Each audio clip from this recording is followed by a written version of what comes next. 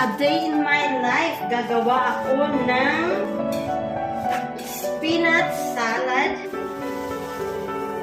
A very good was para tanggal buhangin, and then around 10 or less than para steam lang yun, and then garlic and onion chopped finely.